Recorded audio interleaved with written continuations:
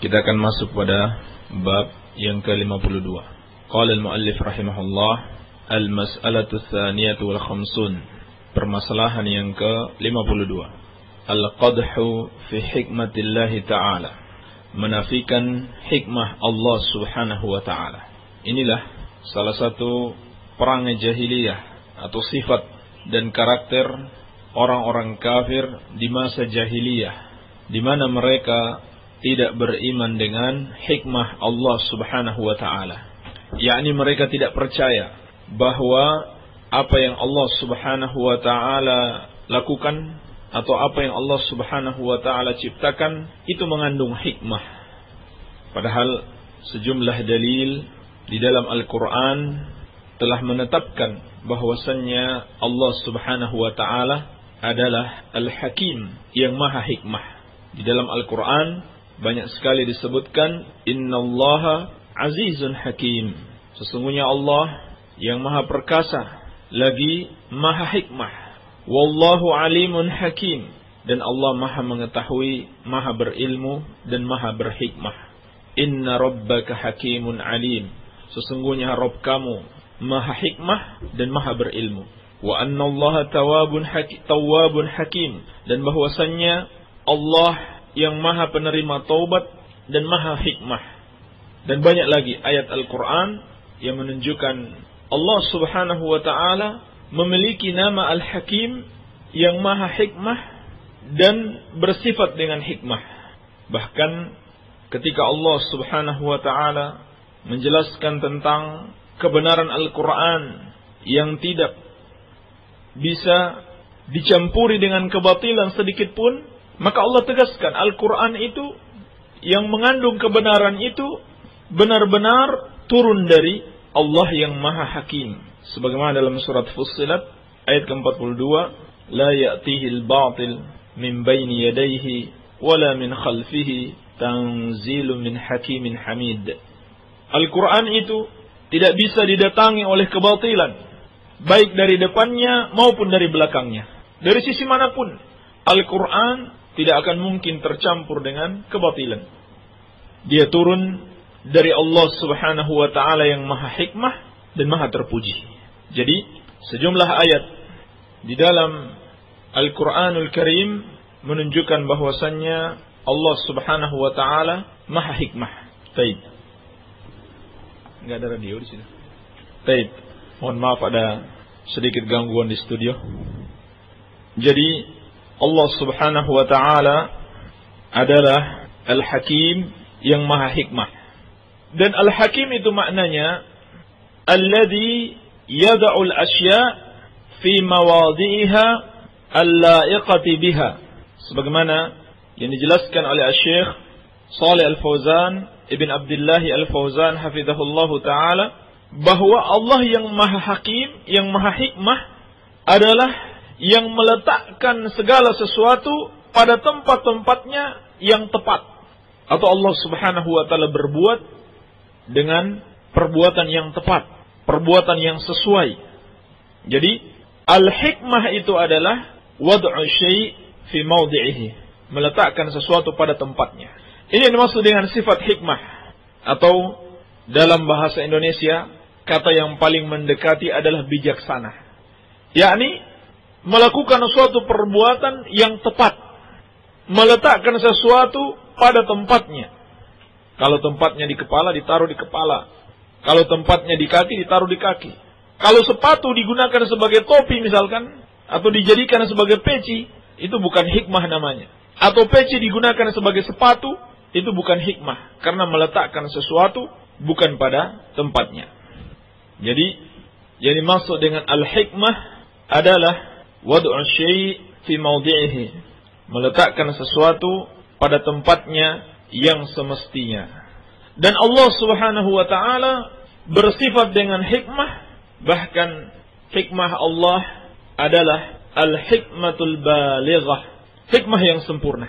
Artinya segala sesuatu yang Allah lakukan mengandung hikmah, mengandung suatu kebijaksanaan, sudah sesuai dengan yang seharusnya.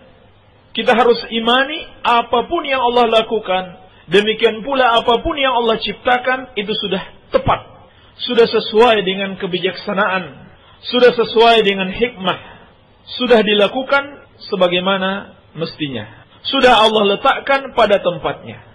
Ini keimanan seorang mukmin kepada Allah Subhanahu wa taala.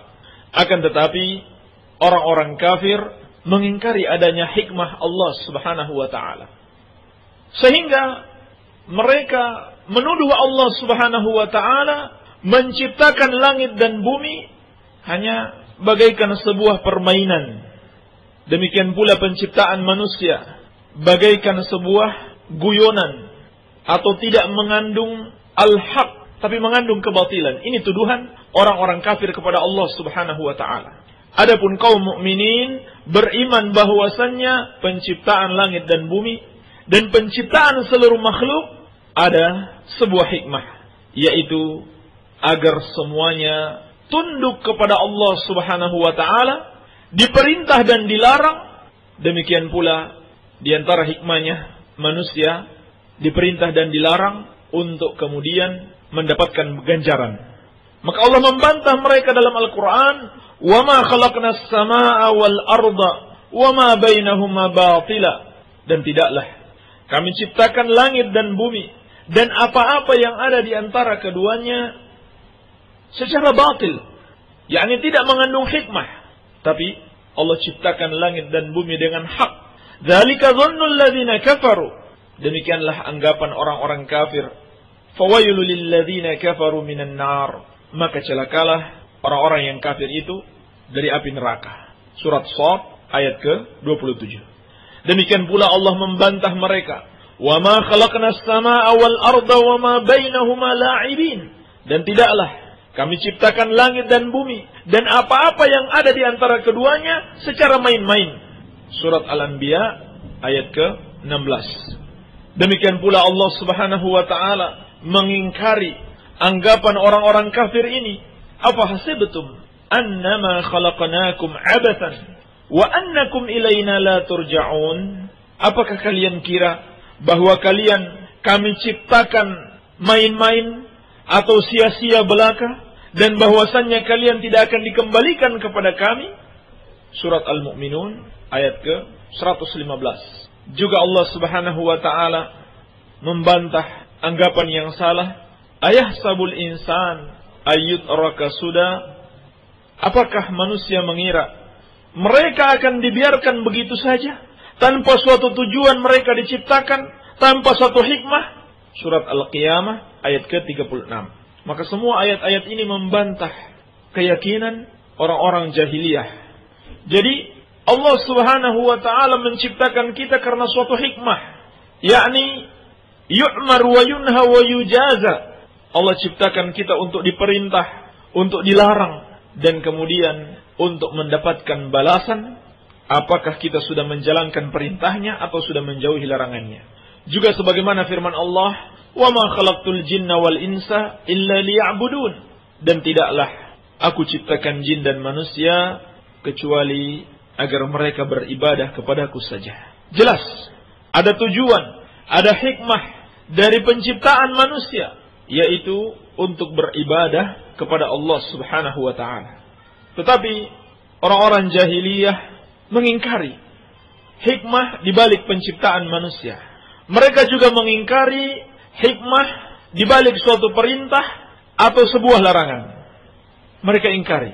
Mereka tidak mempercayai dalam suatu perintah atau dalam suatu larangan itu memiliki hikmah.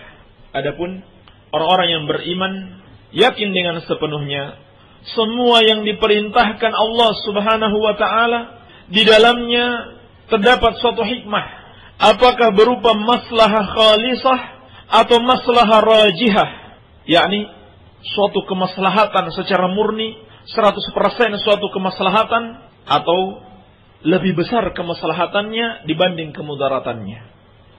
Demikian pula sebaliknya, kaum mukminin beriman bahwa apa yang Allah larang pasti mengandung hikmah, yaitu terdapat sesuatu yang mengandung madarratun khalisah atau madarratun rajihah, kemudaratan yang murni atau semuanya mengandung kemudaratan atau kemudaratan yang lebih besar daripada kemanfaatannya. Seperti Allah Subhanahu wa taala melarang perbuatan syirik. Karena dalam perbuatan syirik seluruhnya mengandung kemudaratan. Tidak ada kebaikan sedikit pun.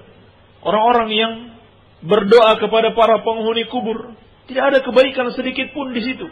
Penghuni kubur itu tidak bisa mendengarkan doa mereka. Kalaupun dia mendengar, dia tidak akan bisa menolong mereka, membantu mereka. Maka Allah larang perbuatan syirik. Atau kemudaratannya lebih besar dibanding kemanfaatannya. Seperti khamar. Khamar ada kemaslahatannya. Kadang-kadang untuk menghangatkan badan. Tetapi karena kemudaratannya lebih besar, walaupun mengandung kemanfaatan, Allah Subhanahu wa taala melarang. Berapa banyak kita lihat permusuhan, caci maki, bahkan pembunuhan disebabkan karena khamar. Perzinahan disebabkan karena khamar. Maka Allah Subhanahu wa taala melarang khamar.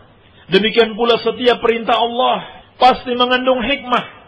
Apakah hikmah tersebut bisa kita ketahui atau karena keterbatasan akal kita tidak mampu kita ketahui, tidak mampu kita jangkau dengan akal kita. Tapi tetap kita yakin apapun yang Allah Subhanahu wa taala perintahkan, pasti di balik itu ada suatu rahasia, ada suatu hikmah yang besar yang mengandung kemaslahatan untuk kita.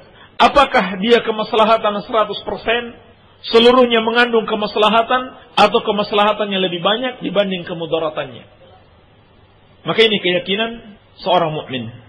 Adapun ahlul jahiliyah, mereka mengingkari hal tersebut. Tetapi sayang sekali, ada kelompok yang mengaku muslim, bahkan terkadang mengaku ahlus sunnah, yaitu kelompok Mu'tazilah dan Asy'ariyah. Mereka mengingkari hikmah Allah Subhanahu wa taala sebagaimana orang-orang jahiliyah dahulu. Orang-orang Asy'ariyah atau Asy'ariyah mengatakan Allahu la yaf'alu li hikmatin. Allah tidak melakukan sesuatu karena suatu hikmah. Wa innama yaf'alu li masyiatin mujarradatin faqat. Tetapi Allah hanya melakukan sesuatu karena kehendaknya saja. La li hikmatin. Bukan karena suatu hikmah. Karena menurut mereka hikmah itu maknanya adalah al-gharb, yaitu suatu kepentingan tertentu. Dan juga menurut mereka hikmah itu berarti sesuatu yang mempengaruhi Allah. Padahal Allah tidak bisa dipengaruhi oleh apapun. Yaitu karena sesuatu, kata mereka, memiliki sebab, sehingga kalau kita menetapkan hikmah bagi Allah, berarti seakan-akan sesuatu itu dapat mempengaruhi Allah. Inilah kalau dalam mentauhidkan Allah, dalam menyucikan Allah dikembalikan kepada akal. Dikembalikan kepada akal manusia. Padahal jelas-jelas sejumlah ayat dalam Al-Quran telah menetapkan Allah adalah Al-Hakim, yang maha hikmah. Cuman mereka bayangkan Allah Subhanahu wa ta'ala itu bagaikan makhluk. Makhluk itu seringkali melakukan sesuatu karena ada suatu kepentingan untuk dirinya. Ada kepentingan pribadi yang diharapkan dari sesuatu tersebut. Kadang-kadang manusia membantu manusia yang lain bukan karena dia menginginkan kebaikan di balik bantuan yang dia berikan. Tetapi justru ada kepentingan dia di balik itu. Kepentingan tersembunyi yang tidak dia nampakkan. Mereka samakan Allah bagaikan makhluk. Berarti kalau begitu menurut mereka Allah tidak memiliki hikmah. Ini salah. Demikian pula mereka samakan Allah dengan makhluk yang melakukan sesuatu karena terpengaruh dengan suatu keadaan atau dengan orang lain. Maka mereka nafikan sifat hikmah itu dari Allah. Padahal jelas Allah katakan dalam Al-Quran, "Laisa kamitslihi syai'un wa huwas sami'ul basir." Tidak ada yang serupa dengan Allah, dan Dia Maha mendengar dan Maha melihat. Maka kita katakan benar, Allah Subhanahu wa taala melakukan sesuatu sesuai dengan kehendaknya. Tetapi itu tidak menafikan di dalam perbuatan Allah yang dilakukan sesuai dengan kehendaknya mengandung hikmah juga. Yakni mengandung kebaikan yang ada di balik itu. Oleh karena itu, dari keyakinan ini lebih parah lagi. Asy'ariyah, demikian pula ahlul kalam yang lainnya mengatakan yajuzu ayya'murallahu bil kufri wal fisqi wal ma'asi. Bisa saja kata mereka Allah perintahkan manusia melakukan kekafiran, kefasikan dan maksiat. Naudzubillah min dzalik. Ini kata mereka. Sebab mereka tidak menetapkan hikmah bagi Allah. Menurut mereka, Allah hanya berbuat sesuai kehendaknya. Maka kalau Allah berkehendak, bisa saja Allah perintahkan manusia berbuat kekafiran, kefasikan dan kemaksiatan. Ini akibat dari pengingkaran terhadap sifat hikmah. Maka mereka menuduh Allah memerintahkan, bisa saja memerintahkan hal yang buruk. Sebaliknya, wa yanha 'anit tha'ah wa 'an iqamis shalah wa 'an silatil arham wa 'an fi'lil khair. Menurut mereka bisa saja Allah melarang dari ketaatan, melarang melakukan salat, melarang menyambung silaturahmi, melarang dari melakukan kebaikan. Sebab bisa saja Allah berkehendak demikian. Dan mereka tidak mengimani adalah adanya hikmah di balik kehendak Allah Subhanahu wa taala. Ini berangkat dari akidah yang salah sehingga menimbulkan kesalahan-kesalahan berikutnya. Demikianlah satu kesesatan. Kalau kita mengikuti kesesatan tersebut akan membawa kita kepada kesesatan-kesesatan yang lainnya. Kemudian juga mereka sampai mengatakan yajuzu ayyudkhilallahu al-kafira al-jannah. Bisa saja Allah masukkan seorang kafir itu ke dalam surga. Wa ayyudkhilal mu'mina at-taqiyya an-nar. Dan Allah masukkan orang mukmin yang bertakwa itu ke dalam neraka. Ini akibat dari mengingkari hikmah dan illah, sebab dari hikmah Allah Subhanahu wa taala tersebut. Jadi muncul penyimpangan berikutnya. Karena mereka hanya beriman Allah berbuat sesuai kehendaknya, tidak ada hikmah. Sehingga kalau Allah berkehendak, orang kafir masuk surga dan orang mukmin masuk neraka. Karena tidak ada hikmah, tidak ada sebab. Kenapa seorang masuk surga, kenapa seorang masuk neraka? Mereka tidak mengimami ada sebab. Maka Allah Subhanahu wa taala sendiri telah membantah pemikiran seperti ini di dalam Al-Quran. Dan perlu juga diingatkan, ini termasuk pemikiran sufi atau akidah sufiyah, tarekat, tasawuf. Di antara mereka ada yang mengatakan, saya ridho katanya, kalau Allah masukkan saya ke dalam neraka, asal Allah ridho saya masuk neraka. Ini ucapan orang-orang sufi. Maka Allah Subhanahu wa taala membantah mereka bahwa Allah tidak menyamakan antara penghuni surga dan penghuni neraka. Allah tidak menyamakan antara orang beriman dan orang kafir. Sebagaimana firman-Nya, "Am naj'alul ladzina amanu wa 'amilus salihati kal mufsidina fil ard?" Apakah pantas bagi kami menjadikan orang-orang beriman dan beramal saleh bagaikan orang-orang yang berbuat kerusakan di muka bumi? Akal mana yang bisa menerima kalau disamakan antara orang-orang yang beriman dan beramal saleh dengan orang-orang yang berbuat kerusakan di muka bumi? Am naj'alul muttaqina kal fujjar? Apakah kami jadikan orang-orang yang bertakwa itu bagaikan orang-orang yang jahat? Maka Allah bantah pemikiran tersebut. Surat Shad ayat ke-28. Juga Allah Subhanahu wa taala membantah mereka. Am hasibal ladzina jtarahu sayyiati an naj'alahum kal ladzina amanu wa 'amilus shalihat? Apakah orang-orang yang berbuat kejelekan itu menyangka kami akan jadikan mereka bagaikan orang-orang yang beriman dan beramal saleh? Sawa'am mahyahum wa mamatuhum, yaitu dalam kehidupan dan kematian mereka. Allah katakan, sa'a ma yahkumun. Sungguh jelek apa yang mereka hukumi. Sungguh jelek persangkaan mereka. Kalau kami menyamakan antara kebaikan dan keburukan, antara orang baik dan orang buruk, ini termasuk persangkaan buruk kepada Allah Subhanahu wa taala. Surat Al-Jasiyah ayat ke-21. Jadi tidak mungkin Allah Subhanahu wa taala menyamakan kebaikan dan keburukan. Baik. Jadi kesimpulannya, segala sesuatu yang Allah ciptakan, segala sesuatu yang Allah perintahkan, yang Allah larang, mengandung hikmah, mengandung suatu kebaikan. Apakah kebaikan atau hikmah tersebut dapat kita ketahui ataukah belum bisa kita ketahui karena keterbatasan kita, maka tetap kita mengimaninya. Inilah yang bisa kita sampaikan. Semoga ada manfaatnya. Wabillahi taufiq. Walhamdulillahirabbil alamin. Alhamdulillah, demikian tadi yang dapat disampaikan oleh Al-Ustadz Sofyan Hafizahullah, yaitu tentang perangai jahiliyah. Bagi antum yang mempunyai pertanyaan, silahkan bisa disampaikan ke nomor 0853 5302 0304. Dan untuk sesi selanjutnya yaitu adalah pembahasan mengenai pertanyaan-pertanyaan yang masuk ke radio kami. Dan waktu dan tempat langsung saja kepada beliau dipersilahkan. Assalamualaikum Ustaz. Waalaikumsalam. Saya mau tanya, apakah potongan surat-surat dari Al-Quran yang disebut qalbul Quran, apa boleh kita mengamalkannya, apa tidak? Pertama, pertanyaannya kurang lengkap karena tidak menyertai potongan-potongan surat tersebut. Yang kedua, kalau kita belum tahu hal itu berdasarkan dalil Al-Quran was Sunnah, maka tidak boleh kita amalkan. Tidak boleh kita amalkan secara khusus.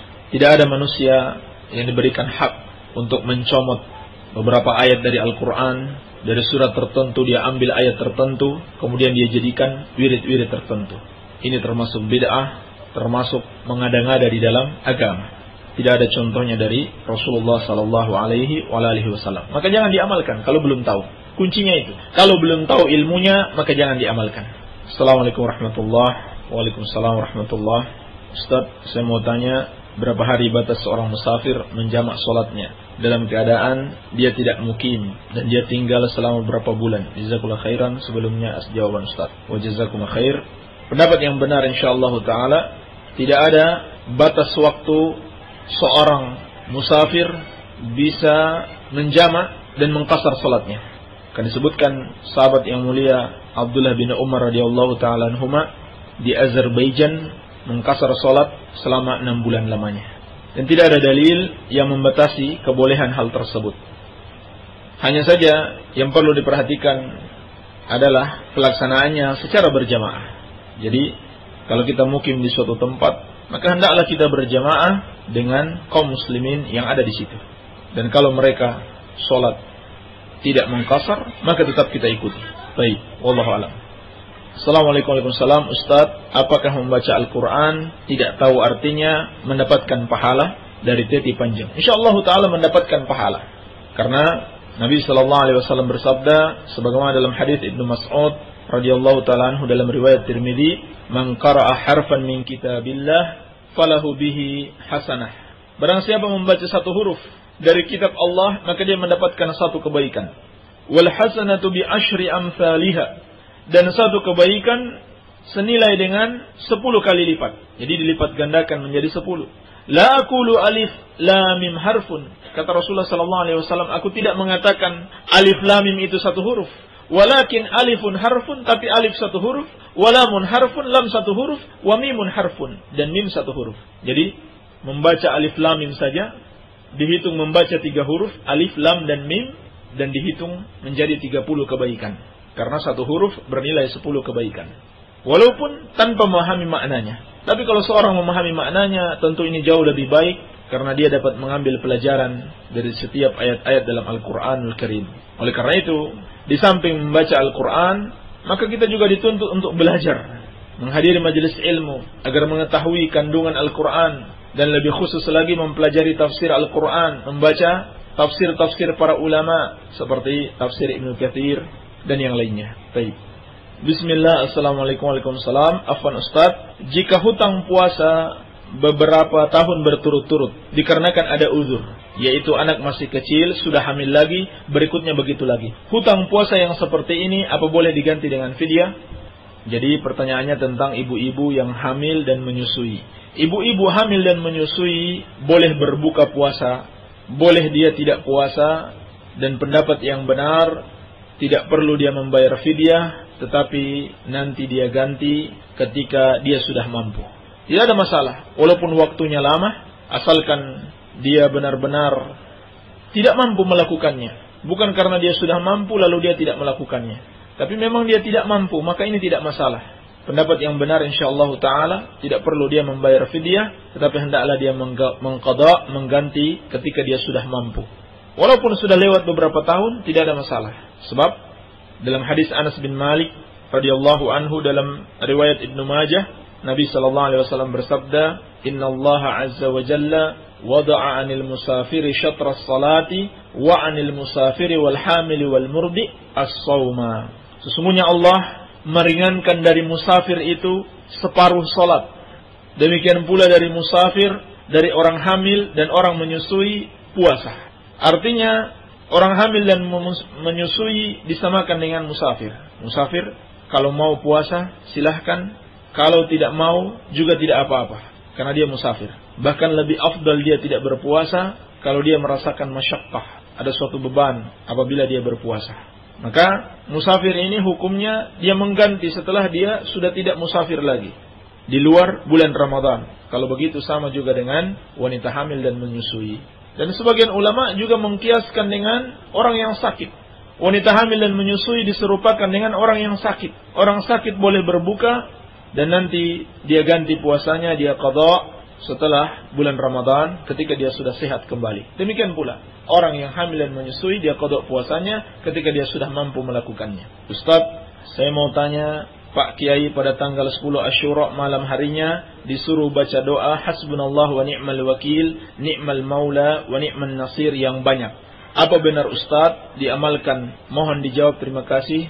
Oh iya Ustaz, doa itu kajian dari bahasan kitab Al-Arbangi katanya. Apa betul?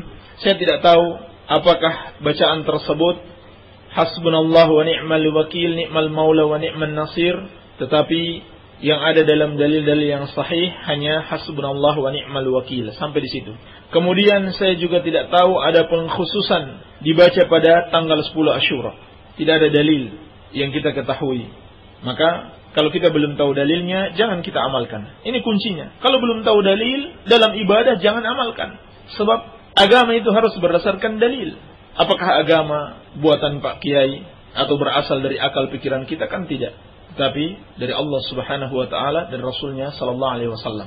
Dan doa tersebut, doa hasbunallahu wa ni'mal wakil, tanpa ada tambahan ni'mal maula wa ni'man nasir, ini termasuk doa yang disunahkan dibaca kapan saja ketika kita menghadapi suatu perkara yang berat. Yakni semisal ada suatu hambatan atau kejahatan yang dilakukan oleh orang-orang kafir atau orang-orang yang zalim. Dalam riwayat Bukhari dari Abdullah bin Abbas radhiyallahu taala anhuma tentang ucapan hasbunallahu wa ni'mal wakil, beliau mengatakan qalaha Ibrahim alaihi salam hina ulqiya finnar. Adalah ucapan Nabi Ibrahim alaihi salam ketika beliau dilempar ke dalam neraka. Maka beliau katakan hasbunallahu wa ni'mal wakil, cukup bagi kami Allah dan dialah sebaik-baik penolong. Wa qalaha Muhammadun sallallahu alaihi wasallam hina qalu, dan ucapan tersebut juga diucapkan oleh Nabi Muhammad sallallahu alaihi wasallam ketika mereka mengatakan, yakni orang-orang kafir mengatakan, sebagaimana yang Allah hikayatkan dalam Al-Qur'an, innan nasa qad jama'u lakum fakhshawhum, sesungguhnya orang-orang kafir telah bersatu untuk menyerang kalian, maka takutlah kepada mereka. Fazadahum imana, maka ancaman tersebut justru hanya menambah keimanan bagi mereka. Waqalu, dan mereka mengatakan, yakni Rasulullah sallallahu alaihi wasallam dan para sahabatnya, mereka mengatakan hasbunallahu wa ni'mal wakil. Cukup bagi kami Allah pelindung kami. Kalian bersatu sekalipun kami tidak takut karena kami memiliki pelindung yaitu Allah Subhanahu wa taala dan dialah sebaik-baiknya pelindung. Maka ini doa yang dibaca ketika dalam keadaan seperti itu. Baik. Ustaz, kata Pak Kiai, doa Rabbana zalamna anfusana sampai selesai dengan doa la ilaha illallah anta subhanaka inni kuntu minaz zalimin juga dibaca tanggal 10 Asyura. Apa betul Ustaz? Mohon dijawab, terima kasih. Saya tidak tahu dalilnya. Tanyakan dalilnya. Kalau tidak ada dalilnya yang meyakinkan, yang sahih, bukan yang dhaif atau yang palsu, maka jangan kita amalkan. Assalamualaikum warahmatullahi wabarakatuh. Ustaz, saya mau tanya, pada malam hari 10 Asyura kita yang baik diperbanyak doa apa dan amalan apa yang harus dilakukan Ustaz? Ditunggu jawabannya, terima kasih. Sepanjang yang kita ketahui, tidak ada amalan khusus. Tidak ada amalan khusus pada hari Asyura tersebut. Yang ada adalah puasa. Yang ada adalah puasa pada tanggal 9 dan tanggal 10 Muharram. Atau kalau tidak sempat tanggal 9, maka tanggal 10 dan tanggal 11. Tapi yang lebih afdal tanggal 9 dan tanggal 10. Atau kalau juga mau berpuasa 3 hari 9, 10, 11, maka tidak mengapa insyaallah ta'ala. Baik. Bismillah, kita meyakini bahwa Al-Quran hadis jadi landasan beragama. Dan bid'ah adalah kesesatan. Yang jadi pertanyaan, kenapa harus dengan pemahaman sahabat? Ini pertanyaan yang bagus. Kenapa harus dengan pemahaman sahabat? Apakah tidak cukup Al-Quran dan hadis?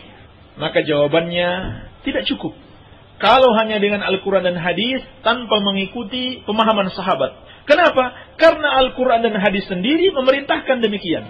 Jadi hakikatnya kalau orang tidak mengikuti pemahaman sahabat, hakikatnya dia tidak mengikuti Al-Quran dan hadis. Jadi salah besar kalau ada yang mengatakan mengikuti pemahaman sahabat itu namanya cap kaki tiga. Lalu kalau begitu mengikuti pemahaman siapa? Apakah pemahaman sendiri? Apakah itu juga bukan cap kaki tiga? Kalau mengikuti pemahaman sendiri, pemahaman siapa yang mau diikuti kalau begitu? Maka kita katakan mengikuti Al-Quran dan hadis sesuai dengan pemahaman sahabat justru karena Al-Quran dan hadis memerintahkan demikian.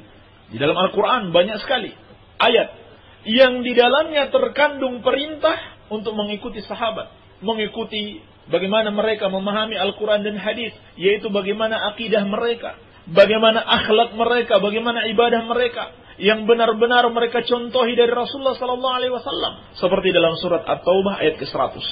Was-sabiquna al-awwaluna minal muhajirin wal ansar walladzina ittaba'uhum bi ihsan radhiyallahu anhum wa radu an. Dan orang-orang yang pertama masuk Islam dari kalangan muhajirin wal ansar dan yang mengikuti mereka dengan baik, maka Allah ridho kepada mereka dan mereka pun ridho kepada Allah. Mari kita perhatikan ayat ini.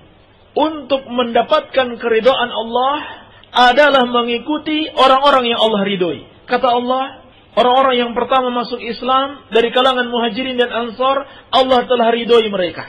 Lalu Allah katakan lagi, orang-orang yang mengikuti mereka, Allah juga ridhoi. Berarti harus mengikuti mereka untuk mendapatkan keridhaan Allah Subhanahu wa taala. Mana mungkin kita mendapatkan keridhaan kalau mengikuti pemahaman yang belum Allah ridhoi, mengikuti manhaj, metode beragama dan jalannya orang-orang yang Allah tidak ridhoi. Maka syarat mendapatkan keridhaan Allah adalah mengikuti orang-orang yang telah Allah ridhoi. Kemudian dalam surat An-Nisa ayat ke-115, Allah Subhanahu wa taala berfirman, "Wa may yushaqiqir rasula min ba'di ma tabayyana lahul huda wa yattabi' ghayra sabilil mu'minin nuwallihi ma tawalla wa nuslihi jahannama wa sa'at masira."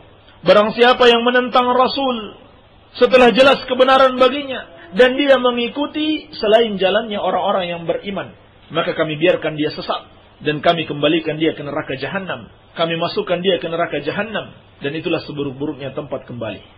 Ulama menjelaskan makna ayat ini, barang siapa yang menentang Rasul setelah jelas kebenaran baginya dan mengikuti selain jalannya orang-orang yang beriman. Siapa? Orang-orang beriman ketika ayat ini turun, sahabat. Akan mencakup orang-orang beriman berikutnya kalau mereka mengikuti jalan sahabat.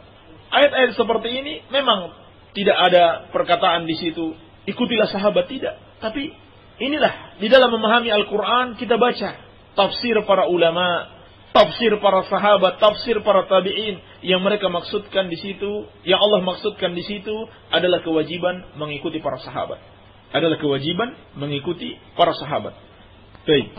Jangan kita andalkan pemahaman sendiri, akal kita sendiri, sehingga kita tidak akan mencapai kebenaran. Oleh karena itu, para imam yang datang setelahnya, para imam ahlu sunnah, yang kita sudah akui semuanya sebagai imam, juga berpesan untuk mengikuti sahabat. Seperti Al-Imam Syafi'i rahimahullahu ta'ala, Al-Imam Muhammad bin Idris Asy-Syafi'i rahimahullahu ta'ala, yang katanya sebagai imam panutan mayoritas masyarakat kita. Beliau berpesan, "Idza ijtama'u akhadna bijtima'ihim." Apabila sahabat telah sepakat, maka kita harus mengambil kesepakatan mereka. Kalau mereka bersepakat dalam suatu masalah, mereka memahami suatu masalah, maka kita ambil kesepakatan mereka. Lalu bagaimana kalau mereka berbeda pendapat misalkan? Kan kita wajib mengikuti pemahaman sahabat. Kalau begitu bagaimana kalau sahabat berbeda pendapat? Maka kita katakan dalam masalah akidah, dalam masalah tauhid, sahabat tidak berbeda pendapat. Sahabat tidak ada yang berakidah Khawarij, tidak ada yang berakidah Asy'ariyah, tidak ada yang berakidah Mu'tazilah, Sufiyah, tidak ada. Mereka sepakat di atas akidah Rasulullah sallallahu alaihi wa ala alihi wasallam. Tetapi dalam sebagian masalah fikih mereka berbeda pendapat. Lalu pendapat mana yang akan kita ambil?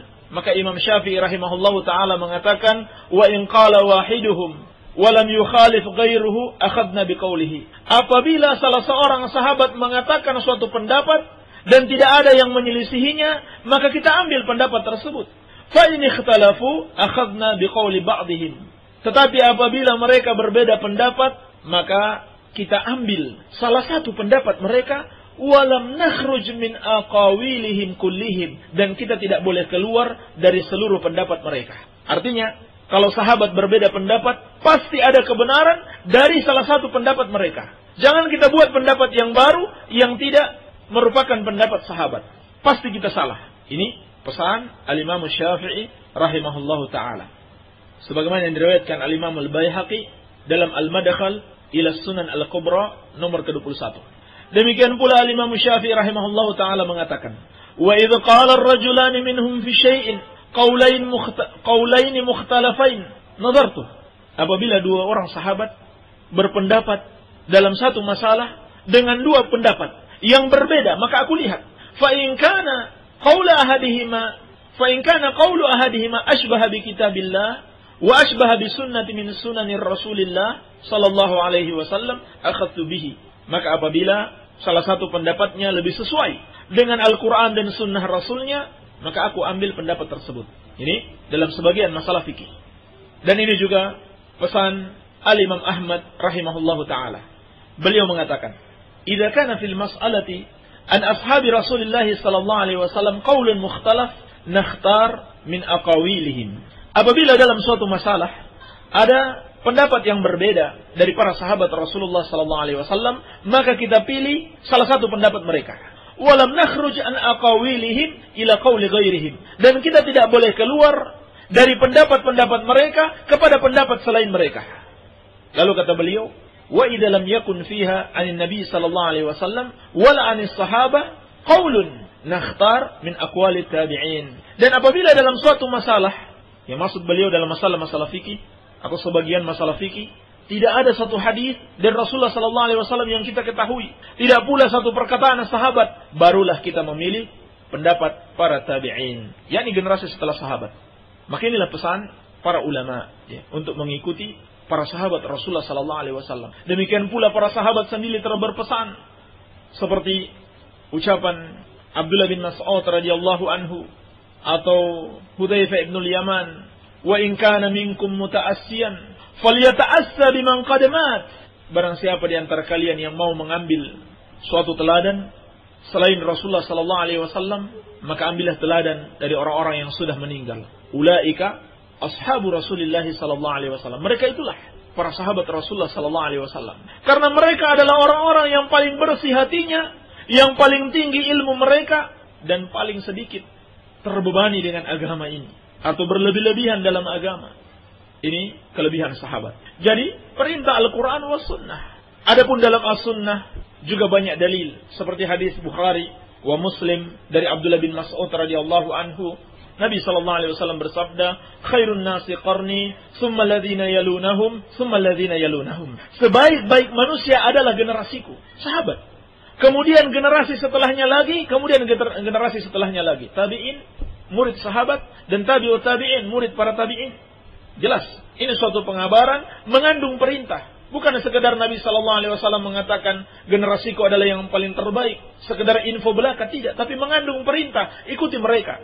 Demikian pula dalam hadis Tirmidzi dan yang lainnya diriwayatkan dari banyak sahabat dalil yang lebih tegas. Nabi sallallahu alaihi wasallam bersabda, "Wa sataftariqu ummati ala 73 firqah, kulluha fin-nar illa wahidah." Umatku akan berpecah menjadi 73 golongan, semuanya masuk neraka kecuali satu. Beliau ditanya, siapa satu golongan itu ya Rasulullah? Ma'ana alaihi wa ashabi, yang mengikuti aku dan para sahabatku. Tidak cukup Rasulullah sallallahu alaihi wasallam mengatakan mengikuti aku, beliau masih menambahkan dan para sahabatku. Menunjukkan kita benar-benar harus memahami agama ini dan meneladani para sahabat Rasulullah sallallahu alaihi wasallam. Maka sekali lagi salah kalau dia mengatakan ini cap kaki tiga, ini ucapan tanpa ilmu. Justru mengikuti sahabat, mengikuti generasi salaf secara umum adalah perintah Al-Quran wa sunnah. Demikian pula secara logika, kita dapat memahami sahabat yang lebih pantas diteladani. Karena Al-Quran dan hadis turun dengan bahasa mereka. Bilisanin Arabiyyin mubin, kata Allah subhanahu wa ta'ala. Dengan bahasa Arab yang jelas. Dan mereka, para sahabat, dididik langsung diajar langsung oleh Rasulullah sallallahu alaihi wasallam. Bagaimana bisa disamakan dengan orang yang tidak dididik langsung oleh Rasulullah sallallahu alaihi wasallam? Tentunya mereka lebih baik dari kita. Tentunya mereka lebih baik dalam memahami Al-Qur'an dan hadis karena mereka diajar langsung oleh Rasulullah sallallahu alaihi wasallam. Bagaimana bisa kita mengatakan kita lebih baik pemahamannya dari mereka, atau bisa kita memahami lebih bagus dari pemahaman sahabat? Sementara mereka diajar dan dididik langsung oleh Rasulullah sallallahu alaihi wasallam. Dan kalau mereka salah, maka Rasulullah sallallahu alaihi wasallam akan menegur mereka. Sehingga kita dapati dalam banyak hadis bagaimana Rasulullah sallallahu alaihi wasallam menegur sahabat yang salah memahami ayat atau salah memahami hadis. Sedangkan kita siapa yang tegur kita kalau kita salah? Oleh karena itu, jangan cari resiko salah dan juga resiko menyalahi perintah Allah. Maka hendaklah kita ikuti pemahaman sahabat. Demikian pula secara logika, wajib bagi kita mengikuti sahabat karena para sahabat menyaksikan langsung turunnya ayat dan keluarnya suatu hadis. Maka wajar kalau mereka lebih paham dari kita dan pemahaman mereka yang terbaik. Oleh karena itu, sebagaimana yang kita katakan sebelumnya, para imam Ahlus Sunnah, Imam Malik, Abu Hanifah, Syafi'i wa Ahmad semuanya memerintahkan untuk mengikuti para sahabat Rasulullah sallallahu alaihi wasallam. Baik. Wallahu taala alam. Assalamualaikum Ustaz. Waalaikumsalam. Mau tanya, waktu sholat fajar apakah sesudah terbit fajar apa sebelumnya? Dari Layan Sari. Wassalamualaikum salam. Sholat fajar itu yang dimaksud adalah sholat subuh. Dan sholat subuh itu wajib dilakukan setelah terbit fajar. Kalau dilakukan sebelum terbit fajar, maka sholatnya tidak sah. Karena Allah berfirman, Inna sholata kanat 'alal mu'minina kitaban mawquta. Sesungguhnya sholat itu wajib atas orang-orang yang beriman pada waktu-waktu yang sudah ditentukan. Dan waktu fajar adalah setelah terbit fajar. Waktu sholat subuh adalah setelah terbit fajar. Demikian pula sholat sunnah fajar, yaitu 2 rakaat sebelum sholat subuh, maka dilakukan sebelum sholat subuh setelah terbit fajar. Adapun kalau sebelum terbit fajar, maka ini kesempatan untuk qiyamul lail, kesempatan untuk sholat tahajud dan ditutup dengan witir. Sampai kata Rasulullah sallallahu alaihi wasallam, "Sholatul laili masna masna, fa idza khashiya ahadukum as-subh falyutir biwahidatin." Salat lail itu 2 rakaat, ini yang paling afdal, dikerjakan 2 salam. Terus lakukan semampunya. Kecuali apabila kalian khawatir ini sudah mau masuk waktu subuh, maka segera tutup dengan witir 1 rakaat. Karena kalau 3 rakaat tidak memungkinkan. Tutup dengan witir 1 rakaat sehingga belum masuk subuh, yakni belum terbit fajar, sudah selesai dari qiyamul lail. Baik. Assalamualaikum Ustaz. Waalaikumsalam. Apa artinya mahram straight muhrim? Dari Sari Yatno Pamotan. Mahram itu artinya orang-orang yang haram dinikahi. Orang-orang yang haram kita nikahi. Seperti ibu kita, saudara perempuan kita, bibi kita. Adapun muhrim artinya adalah orang yang berihram untuk melakukan haji atau umrah. Jadi ini sekedar pelurusan istilah. Mahram dan muhrim itu berbeda. Assalamualaikum warahmatullahi wabarakatuh. Bagaimana hukumnya membeli barang dengan cara kredit? Misal motor dari dealer. Membeli barang dengan cara kredit, pendapat yang benar boleh saja. Tidak ada dalil yang melarang. Bahkan kata Syekh bin Baz rahimahullah, telah dinukil ijma' bolehnya hal tersebut. Bagaimana dengan motor dari dealer? Tidak ada masalah sepanjang tidak ada aturan kalau terlambat membayar akan didenda. Dan kalau tidak mampu membayar akan disita. Ini aturan yang zalim dan termasuk riba. Tambahan denda itu adalah riba. Dan kalau sudah tidak mampu membayar, kemudian disita begitu saja tanpa ada penggantian. Apabila misalkan kalau dijual motor tersebut hasilnya lebih dari harga motor tersebut, tidak ada penggantian kepada pembeli. Jadi seharusnya misalkan kalau dia sudah tidak mampu membayar, motor itu boleh dijual, kemudian dibayarkan sisa hutangnya. Kalau ada sisa uangnya, dikembalikan kepada pembeli. Tapi sebaliknya, kalau setelah dijual, kemudian kurang, masih kurang pembayarannya, maka si pembeli ini harus juga menambah.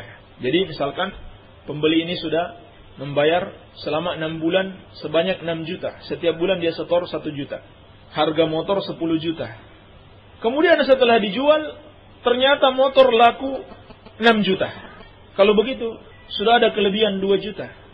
6 juta dari hasil penjualan, 6 juta dari pembayarannya, ada kelebihan 2 juta, jadi 12 juta. Padahal harga motor 10 juta. Nah 2 juta ini harus dikembalikan kepada pembeli motor itu tadi. Tapi kalau penjualannya kurang, misalkan setelah dijual cuma laku 3 juta, berarti totalnya 9 juta, maka yang pembeli tadi masih punya hutang 1 juta lagi, dia harus bayar. Ini yang seharusnya dilakukan. Tetapi yang lebih bagus lagi, hendaklah diberikan tangguh, diberikan waktu untuk dapat membayarnya. Jangan langsung disita. Baik. Atau bahkan sekalian dimaafkan. Ini amal saleh. Baik. Assalamualaikum warahmatullahi wabarakatuh. Ustaz, apa itu paham Wahabi di Arab Saudi? Siapakah Muhammad bin Abdul Wahab itu? Dari Agung di Genteng. Paham Wahabi yang ada di Arab Saudi, itulah paham Ahlus Sunnah wal Jamaah yang sebenarnya. Cuman orang-orang yang suka melakukan bid'ah membuat istilah Wahabi. Padahal istilah ini tidak pernah dibuat atau tidak pernah diakui oleh orang-orang yang disebut Wahabi di Arab Saudi. Dan Syekh Muhammad bin Abdul Wahab rahimahullah adalah seorang ulama Ahlus Sunnah wal Jamaah yang mengajarkan tauhid was sunnah. Dan itu bisa dibuktikan dari kitab-kitab beliau. Jadi termasuk fitnah yang dilakukan oleh para ahlul bid'ah, bahkan ahlul syirk. Mereka menjelek-jelekan dakwah Syekh Muhammad bin Abdul Wahab dan pengikut-pengikut beliau, dan mereka sebut itu sebagai Wahabi. Padahal Wahab itu nama Allah. Mereka sandarkan kepada namanya, mereka sebut Wahabi untuk menjelek-jelekan orang lain. Ini tidak adab, ya, merupakan tidak beradab kepada Allah Subhanahu wa taala. Baik. Ustaz, jika nungguin orang yang sedang ajal mau meninggal, yang benar harus dibacakan apa? Mohon diberi bacaannya. Ustaz, terima kasih. Asy-Syaikh Al-Albani rahimahullah dalam kitabnya Ahkamul Janaiz menjelaskan, apabila seorang mendekati kematian, maka orang-orang yang ada di sisinya memiliki beberapa kewajiban. Yang pertama, hendaklah dia ditalqin, yaitu diperintahkan untuk mengucapkan la ilaha illallah. Sebab Nabi sallallahu alaihi wasallam sebagaimana dalam hadis riwayat Muslim dari Abi Hurairah radhiyallahu anhu dan Abu Sa'id radhiyallahu anhu, beliau sallallahu alaihi wasallam bersabda, "Laqidu mautakum la ilaha illallah." Tuntunlah atau perintahkanlah orang-orang yang akan mati di antara kalian dengan la ilaha illallah. Tuntun dia, perintahkan dia mengucapkan la ilaha illallah. Kalau sudah dia ucapkan, selesai. Sebab dalam riwayat yang lain Nabi sallallahu alaihi wasallam bersabda, "Man kana akhiru kalamihi la ilaha illallah, indal mauti dakhal jannah." Barang siapa pada akhir hayatnya mengucapkan la ilaha illallah, maka dia akan masuk surga. Jadi, perintahkan dia mengucapkan la ilaha illallah. Bukan kita yang baca la ilaha illallah di sekitar dia, kita ucapkan la ilaha illallah terus, tidak. Dia yang diperintahkan mengucapkan la ilaha illallah. Baik. Kalau dia sudah mengucapkan la ilaha illallah, cukup. Sebagaimana juga dalam hadis Anas bin Malik radhiyallahu anhu yang diriwayatkan oleh Imam Ahmad, diceritakan bahwasannya Rasulullah sallallahu alaihi wasallam mengunjungi seorang laki-laki Ansar yang sedang sakit menjelang kematiannya, maka Nabi sallallahu alaihi wasallam memerintahkan dia, "Ya khal, qul la ilaha illallah." Wahai paman, ucapkan la ilaha illallah. Bahkan Abu Talib juga ketika mau mati, Nabi sallallahu alaihi wasallam masih datang kepadanya untuk memerintahkan dia mengucapkan la ilaha illallah. Ini orang kafir. Jadi boleh juga orang kafir sekalipun ketika dia mau mati, kita perintahkan dia mengucapkan la ilaha illallah. Artinya suruh dia bertobat, masuk Islam. Sebagaimana Nabi sallallahu alaihi wasallam mendatangi pamannya Abu Talib dan mengatakan, "Ya ammi, qul la ilaha illallah." Wahai pamanku, ucapkan la ilaha illallah. Tapi sayang Abu Talib tidak mau dan dia mati di atas kekafiran. Adapun membaca surat Yasin dan menghadapkan dia ke arah kiblat, maka tidak ada satu hadis pun yang sahih. Tidak ada satu hadis pun yang sahih apabila orang mau mati dibacakan surat Yasin atau dihadapkan ke arah kiblat. Bahkan hal itu diingkari oleh para ulama. Baik. Demikian pula yang kedua, ya, jadi setelah yang pertama perintahkan dia mengucapkan la ilaha illallah. Yang kedua, hendaklah mendoakan dia dan mengucapkan ucapan-ucapan yang baik kepadanya. Sebab pada saat tersebut ada malaikat yang mengaminkan doa kita atau ucapan kita. Seperti dalam riwayat Muslim disebutkan hadis Nabi sallallahu alaihi wasallam, beliau bersabda, "Idza hadartumul marida awil mayyit faqulu khairan. Fa innal malaikata yu'minuna 'ala ma taqulun." Apabila kalian menghadiri orang yang sakit, yakni menjenguk orang yang sakit atau orang yang akan mati, maka ucapkanlah yang baik, karena sesungguhnya malaikat mengaminkan apa yang kalian ucapkan. Maka inilah yang dilakukan apabila kita menghadiri orang yang menjelang ajalnya atau yang sakit. Baik. Barangkali ini saja yang bisa kita jawab pada kesempatan kali ini. Semoga ada manfaatnya. Lebih dan kurangnya saya mohon maaf. Subhanakallahumma bihamdika asyhadu an la ilaha illa anta astaghfiruka wa atubu ilaik. Wa sallallahu ala nabiyyina Muhammadin wa alihi wasallam. Walhamdulillahirabbil alamin.